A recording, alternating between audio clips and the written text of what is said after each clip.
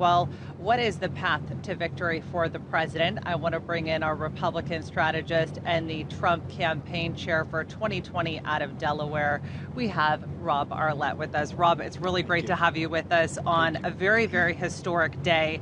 We've seen record early turnout, but that's largely been on the Democratic side. Trump is really hoping, and of course Republicans, that he's going to see the surge on Election Day. Do you think we're going to see that high turnout? I do. I think the Republicans had surpassed expectations in the early voting.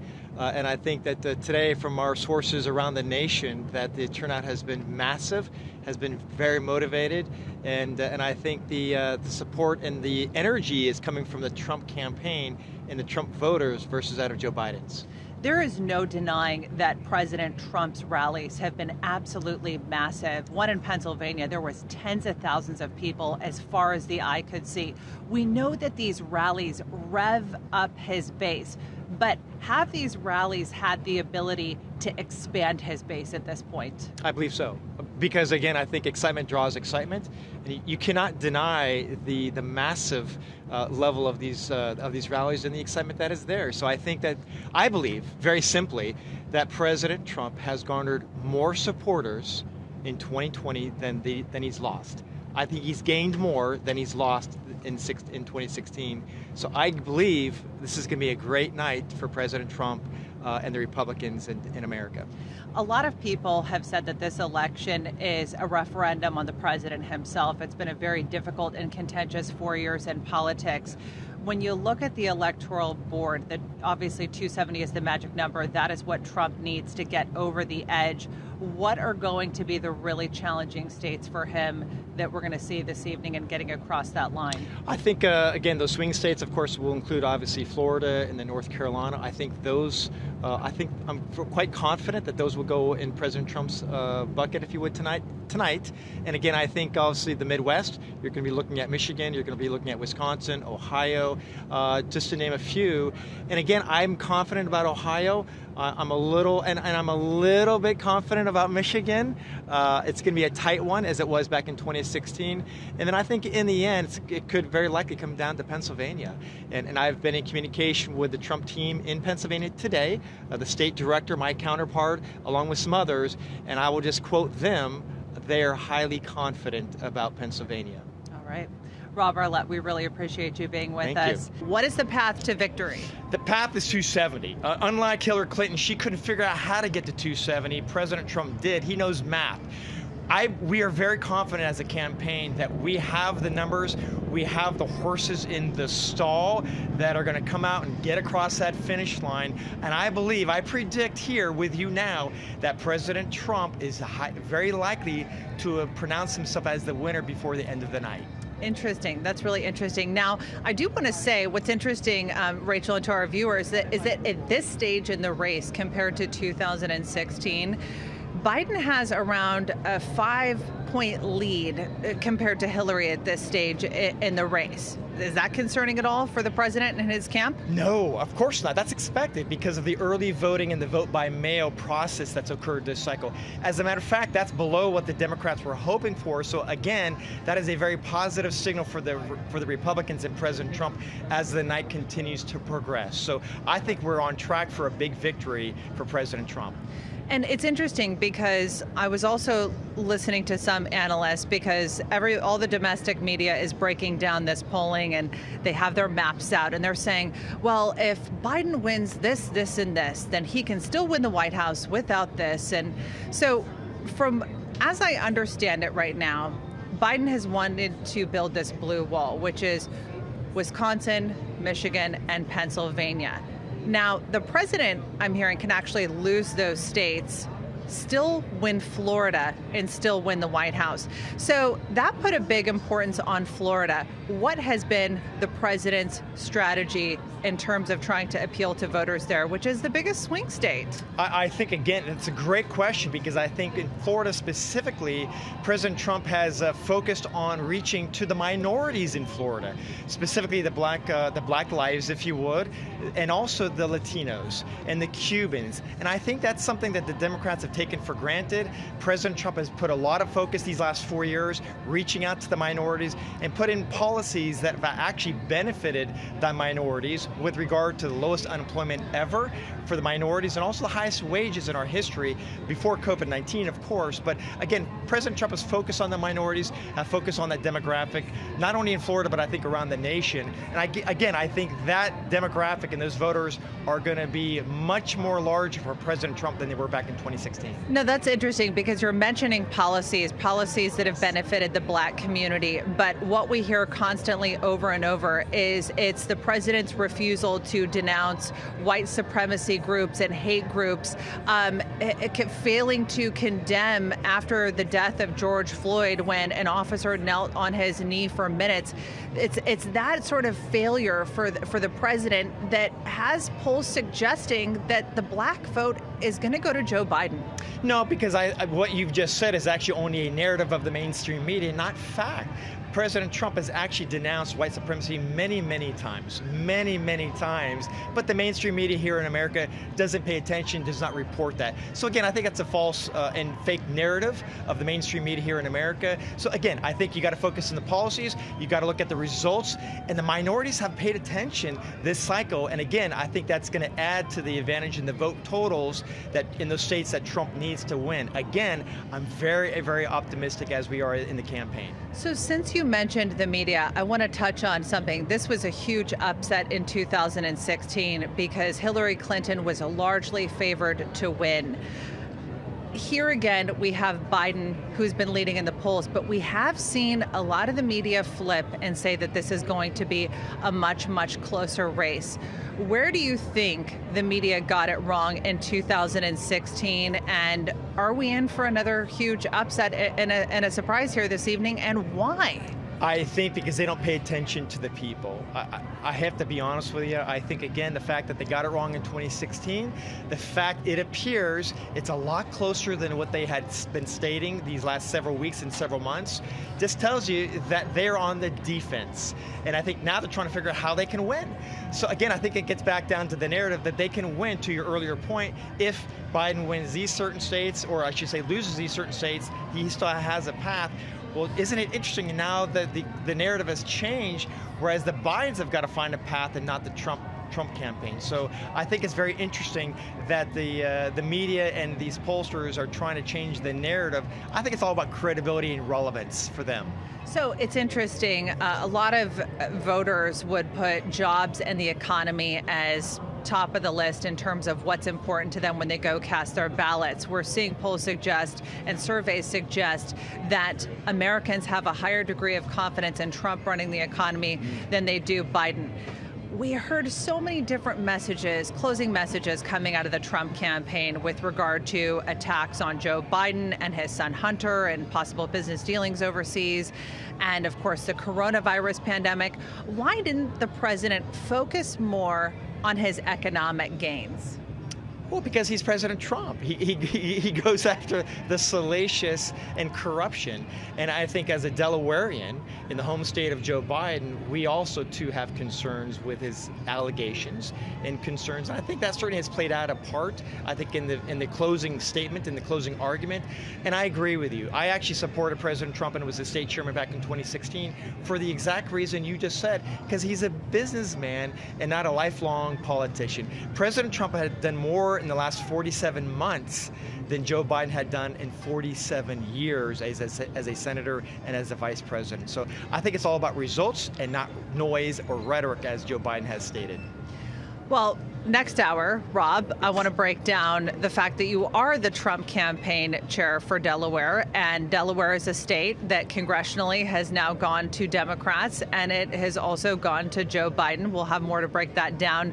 And there's also going to be a lot more results. In the last hour, they're predicting that around 170 electoral votes could be called, but Rachel, at this point, it's anybody's guess because, again, the fact that there are tons of mail-in ballots to count throws this all into question. We'll be right here outside the White House in my opinion, Rob, I think one of the best seats in the house. Let's bring up the pretty popcorn. good. Okay. Let's get a glass of water. All right. I think we're in for a long night. Let's do this. I think we're in for a long night. Okay, Rachel, back to you. Thanks, Yeah, it guys. certainly is going to be a long night. Patience is the key, and I agree that you do have the best seat in the House. Kilmeny Duchardt in Washington, D.C. Thank you so much. Rob Arlett is back. He's a Republican strategist, and he's also the Trump campaign chair for Delaware. I told you, Rob, we were going to come back and we were going to talk about Delaware, okay? Because that's got to be a challenging gig for you, being a Republican in a blue state. So how do you do your job? I'm glad you feel my hurt and my pain here. I appreciate that.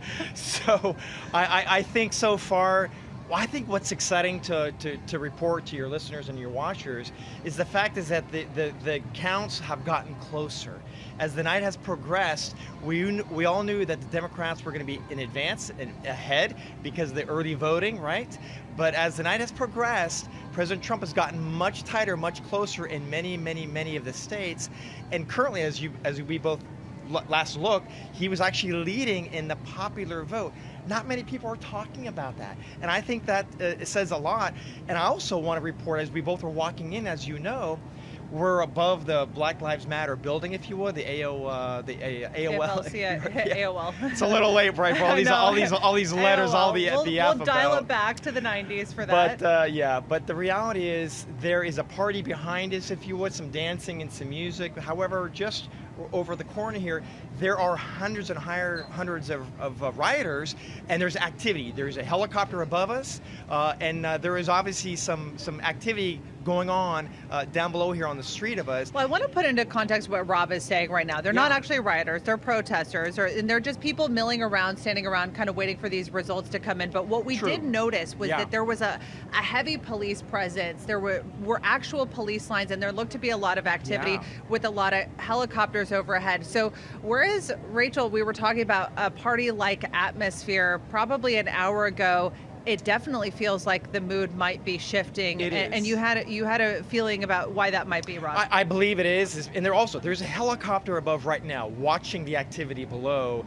I believe that the crowd below is sensing the shift. And I think perhaps sensing the end result of a President Trump victory. Because again, the votes have gotten closer.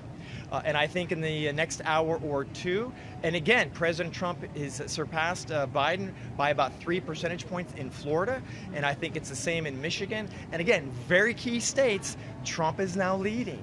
And the main media, the mainstream media here in America is not calling these states. I think we perhaps could do that right here, right now. I believe we're going to be conservative on that one. But I believe again that the fact is that President Trump is now leading in these states says a lot. And how are the Democrats going to manufacture these votes before the end of the night in some of these states? I think that's something that nobody's really talking about. You know, it's funny that you talk about a change, that we talk about a change in the atmosphere. There's definitely a different feeling, and this is kind of feels like it did in 2016 when we saw the tide start to shift. I'm still going to say it's too early and there's a lot of race left to be able to say anything like that. But I do want to reflect on this. The fact that we talk about in 2016, there was a huge upset because Hillary Clinton was largely favored to win the election and it went to President Trump.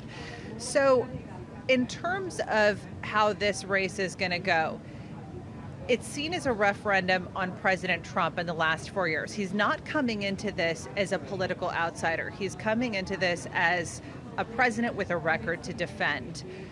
If indeed we see Trump reelected in 2020 here, what then does become the identity of the Republican Party?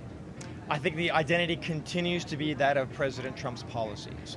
Again, I think the policies of President Trump and the Republican Party is focused on the American people. It's focused on the workers, bringing back jobs, bringing back prosperity, and ultimately also bringing back peace.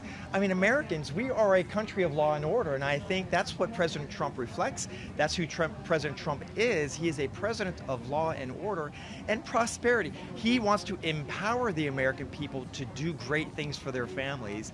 And I think, unlike, Joe Biden, whereas he wants to kind of empower the government and make the government bigger and make the government be the solution of the people, I'm just telling you, I think that is a true referendum of policies, not just a personality of Donald Trump. And I think that's what we're going to be seeing throughout the night. Well, let's pick up actually on that for a second. We're talking about the Rust Belt and blue collar workers, which largely went to Trump in 2016. These were disaffected Americans who were told that if you play by the rules, if you work hard, you will achieve the American dream. And they put their faith in the Democratic Party for that. And Trump flipped those states. Now, Biden is hoping to flip those states back. But what do you make of Biden's messaging when he talks about his economic plan, Build Back Better? And you contrast that with Trump's America First policies. Sure. Again, I think Build Back Better. What does that mean for Joe Biden? Specifically about Delaware, right? We're talking about Delaware also. Joe Biden has failed Delawareans. I mean, we've got a flat economy. We had car manufacturing, right? Joe Biden has said he's the champion of car manufacturing, brought it back to America.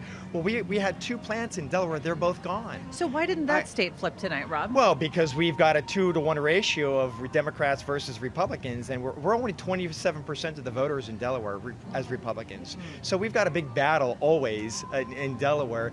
But again, I think as Delaware goes, Joe Biden has failed, and I think in the end, it's always been my message and my goal is to announce to the world, if you would, Joe Biden's failures in Delaware, and we don't want those policies and that success rate in the nation because he's not done a good job in Delaware.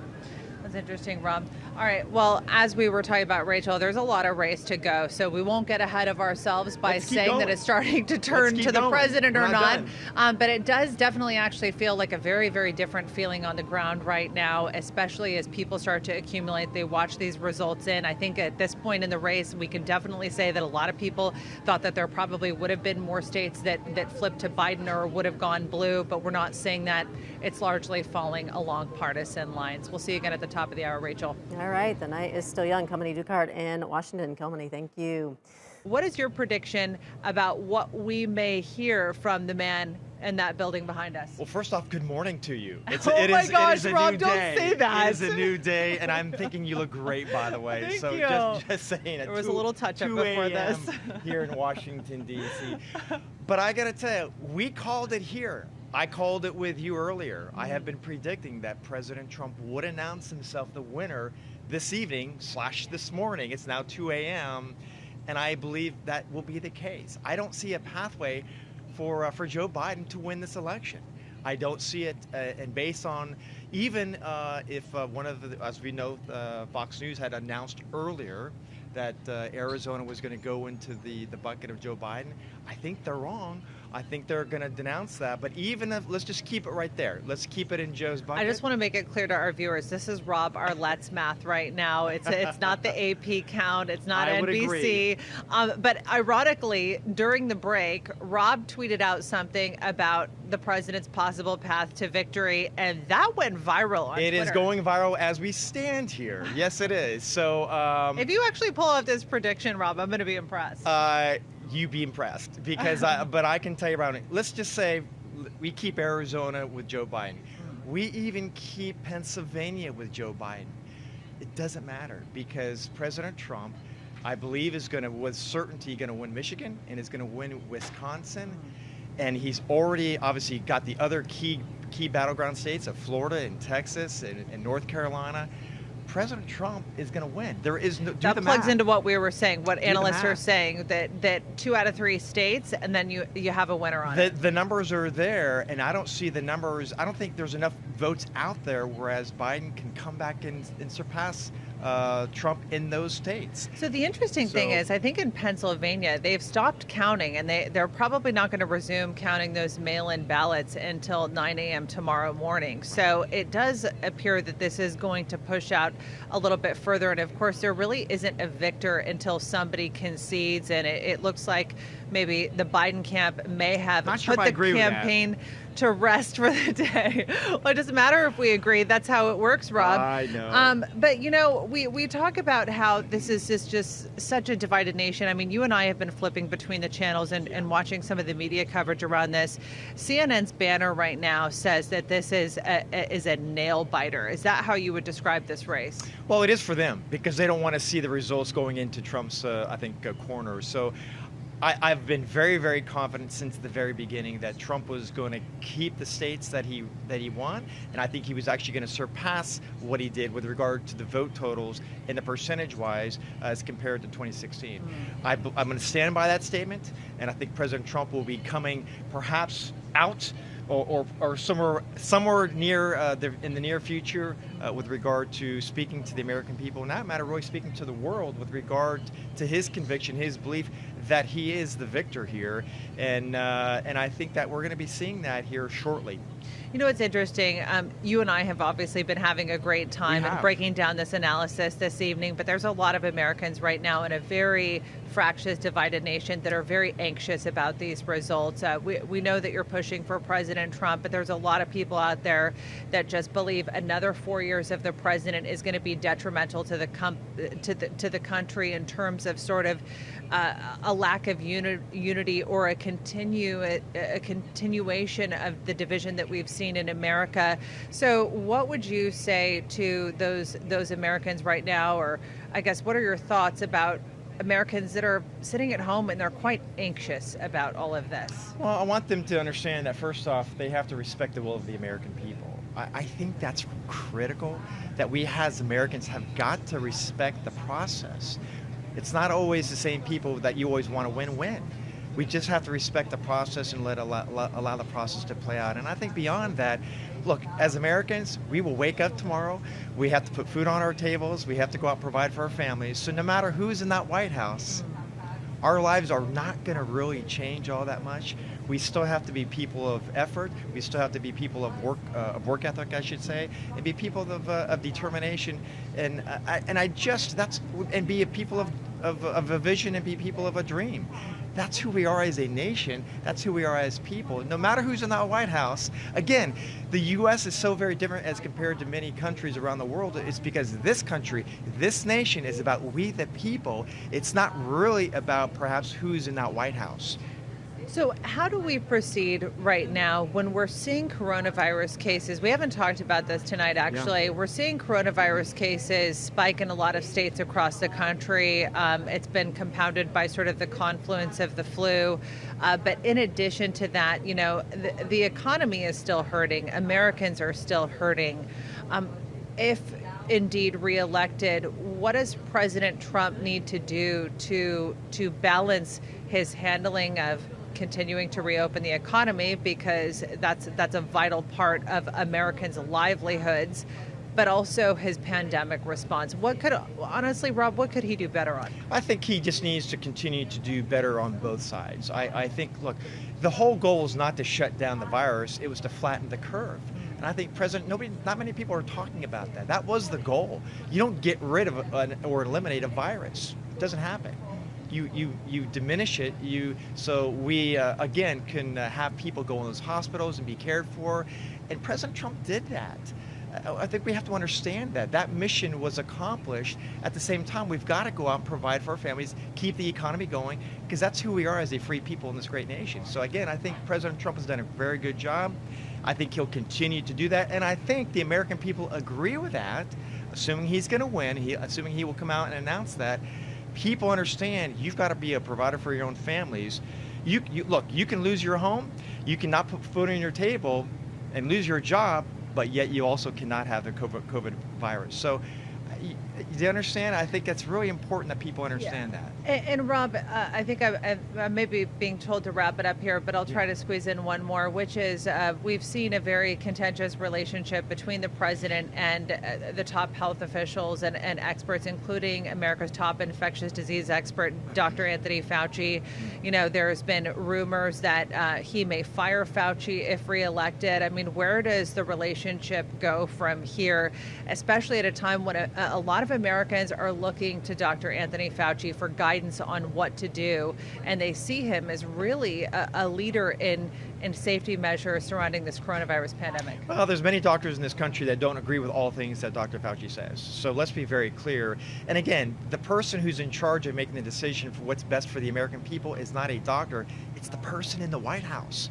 That's why he has to make a decision, a balanced effect, what's going to be in the best interest of all Americans. And not to mention, you got 50 governors, right, who are quote unquote in charge of their own states. And I think, again, that's also playing out in tonight's election cycle. So look, we have to do both. We got to provide for our families. At the same time, take the virus serious. It is a serious virus. And I think we can do both. You know, it's been interesting as we've seen these results coming in. We have seen some market reaction. Market futures have been up, and it's possible that signs that indeed this could be tipping in sort of in Trump's favor. The markets have responded to that a little bit, but there's still a long way to go when it comes to a recovery. So especially, you know, Congress, the congressional races have really been, there have been more upsets there than there have been in the presidential race. So how is there a bipartisanship on working out a stimulus for Americans that are hurting right now and bleeding from this pandemic? I think that's a great question, because that's really what's needed. I think there are true and real Americans that are hurting. They've been out of work. They've not been getting any assistance or any help, if you would, from their government, be it a state or even here at the federal government. And that's why, as we talked about in an earlier segment, the folks over here have got to work together, because it's ultimately not about them, it's about the people. And I'm going to implore, of course, our president and the House, of course, and the Senate to work together, because in the end, it's all about the people that are at home that need to provide for their families and those children. We've got to do better about that. And I ask all people in this Washington, D.C. swamp, if you would, to focus on the people and not themselves. Yeah. We need to do better. Yeah, I think that's a message that everybody can agree on for sure, is that there needs to be more bipartisanship when it comes to the interests of all Americans, no matter which side of the political aisle that they're on. Rob, I'll hit you with one more, and we're going to go back to the horse race for a second here. A lot of people have said we're still running. We're still running. Absolutely, and there's still a lot of racetrack to go in terms of the number of votes that are coming, and that's ultimately the deciding factor when we talk about that analogy. But in terms of when this may be called, even if the president does declare some sort of a victory this evening, depending on that announcement, which we are still awaiting, and we will be bringing it to you live. I mean, how much do you think we will see this drag out? It's the million-dollar question, but we know that the vote counting is going to resume in the morning. We may not have an answer tonight, an official answer, but what are you projecting? I think it's going to depend on how close these races are in each of these various states. I am hoping and praying that we will have it resolved, i.e. they concede, whomever is the loser, by the weekend. That is my aspiration, that's my goal. And again, that will allow 3 days for those votes in Pennsylvania to be fully counted, as is expected. So I would say certainly by this coming weekend, we will, in my mind, have a declared winner, unless it is so close and some votes are quote unquote manufactured, right, whereas some of these states shift into Biden's corner, and then you're going to see just the opposite. Yeah, we know President Trump at the campaign of saying that they will heavily and aggressively litigate Pennsylvania if they do. Yeah, they don't play out in the court system. Could definitely play out a little bit longer than that. I don't think we're going to get there. All right. Well, much like us journalists on the roof, we're anxious for sort of there to be some sort of a result at this point after a very contentious election, fractious debates, but you know what's interesting, Adnan, before I throw it back to you, is on our way up to our rooftop position, you know, we've got a primo spot right outside the White House here. It's probably as close as you can get. And we're right above Black Lives Matter Plaza. And right now we saw a lot of people, a lot of Americans standing along that plaza watching those results coming in because they were projecting it on one of the buildings. It is quiet down there. Everybody's gone home. There's not the violent scenes that a lot of people were predicting this evening, and maybe that's perhaps because we're not going to know tonight. There's not going to be results, but most of the people standing down there right now are the media. Americans and the campaigns appear to be hanging up their hat for the night, but we'll still be with you again, Adnan, at the top of the hour to break more of the race down. Yeah, we will stay with absolutely. you. You're both troopers, Rob and Kilmeny. Thank Exactly. you so much indeed. Thank you. Really appreciate it. Rob, I got to hand it to you. You did call it with the president sort of declaring in a sort of obscure way an early victory? It's very simple. It's math. And so when the president I knew he was going to do this because I believe the numbers were not going to provide a pathway for Joe Biden. It's very, very simple. It's not a matter of counting all of the votes. It's a matter of counting the votes. All is an open-ended calculation, potentially. And I think when one knows what the data shows, one knows what the votes are that exist. If there's not enough votes, as I said the last segment, if there's not enough votes out there, they cannot win. And I believe that President Trump always knew that the numbers were going to be there in order for him to to be the winner this evening. And yes, I was right, but I was wrong about one thing. I was off by the time. I was off by an hour and 20 minutes. Oh, so I did call it right, but I was off by an hour and 20 minutes. Yeah. Well, I guess the other key decider is in 2016 we had an answer on who won, and we had a concession, and we don't have that this year.